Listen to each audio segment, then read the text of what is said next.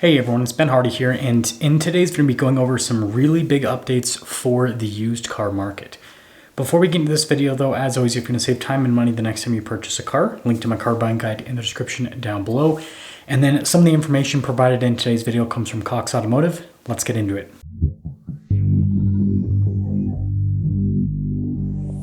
This January was absolutely fascinating for the used car market. What happened, I would say, is unexpected. What you usually see in January is that used car values will typically decline. January is just not a big month for car sales. You know, business owners do all their shopping in December, and then regular people are usually just tapped out because of Christmas. They don't want to spend money in January.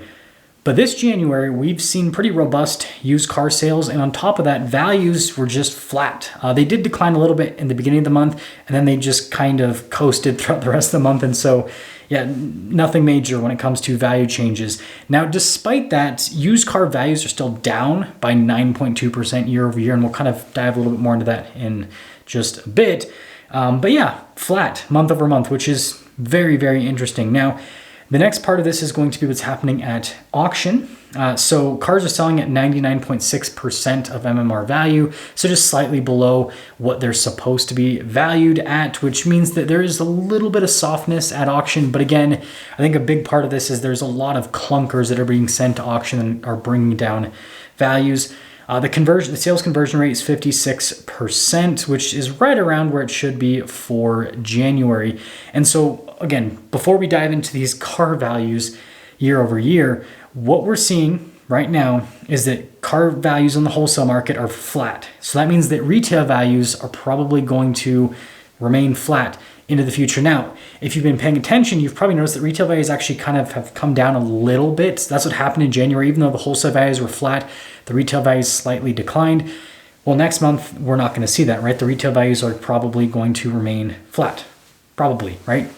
But now let's dive into those year over year value changes, because this is really important information, I'd say. So again, 9.2% is the average decline year over year in terms of used car prices. So from 23 to 24, which again, we needed used car prices to somewhat come down because, man, they got really high over the pandemic. Now, luxury cars saw a 9% decline year over year, so that's just below the average. Compact cars, 13.2%. This is something that I am struggling to understand. The reason why I'm struggling to understand this is cars that are more affordable in the market, and compact cars almost always go in that segment, typically, right now sell the fastest. Those are the cars that dealerships can't get enough of them, and yet they're seeing the biggest value declines. This is something that I personally need to just dive a little bit more into, because it's very strange to me. I think that part of it could be the fact that there are more of these compact cars that are available on the new market, but I don't know, just a very weird situation with that. Anyways, mid-size cars, 10.9%, pickup trucks, 9.9%, CUVs and SUVs, perfect with the market, 9.2%. And then Cox Automotive, and props to Cox Automotive, are now showing EV declines, which is really important information. 16.4%. Now they show the average price decline of non-EVs year over year. That's 9.3%. And so, yeah, EVs outpace the entire market when it comes to depreciation on the used car side of things. And so this is where we'll kind of transition into the closing of the video. But before we can talk about EVs and what all this means, we need to bring in the new car market for just a second so that you guys can kind of understand how that fits in this, because the new car market always influences the used car market. So right now, new car sales have kind of pulled back a little bit. The new car day supply is much higher than the used car day supply. It's in like the almost 80-day range in terms of the industry average. Whereas with the used car market, it's only 53 days. That's actually a decline from what it used to be. It was at 58 days at the end of December. So the new car supply is continuing to increase at the same time that used car supply is continuing to decrease, and new car sales are softening at the same time that used car sales aren't softening. They're, not necessarily the strongest, but they're right where they should be. And so this, might show you what's happening within the market, right? There's softness on one part of the market, and then there's a lot of hype on the other part of the market.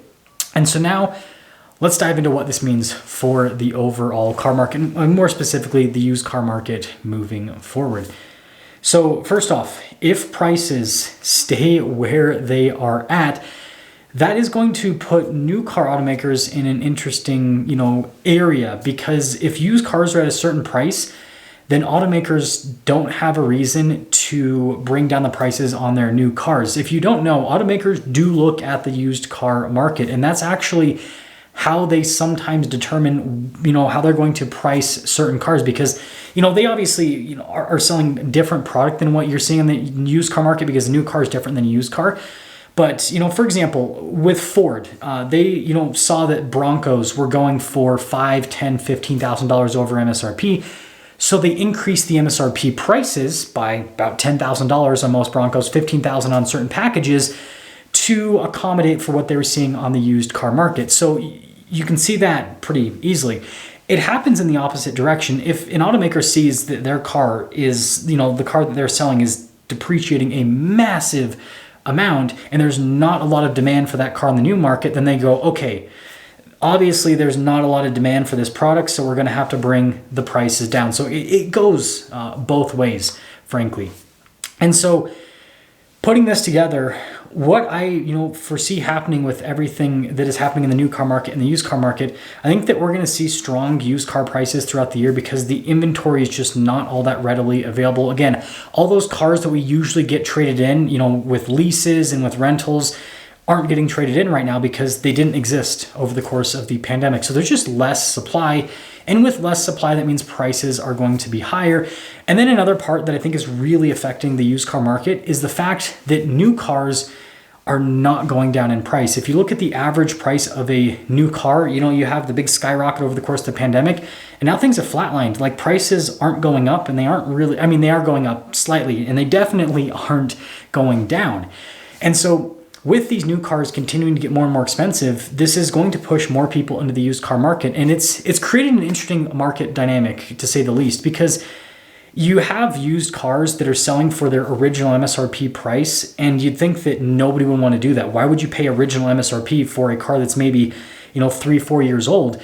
But that same exact car today, brand new, is $20,000, $30,000 more expensive in some cases. Again, you're seeing these price changes with these automakers of 10, 20, 30+%.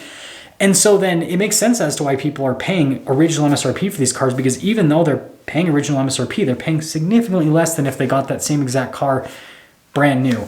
So yeah, interesting market dynamics. I'm going to be, obviously following this. Let me know what you guys think about this whole used car market situation. Do you think that this is just, the calm before the storm where prices are going to surge again or they're going to decline again? Let me know what you think. I'll see you.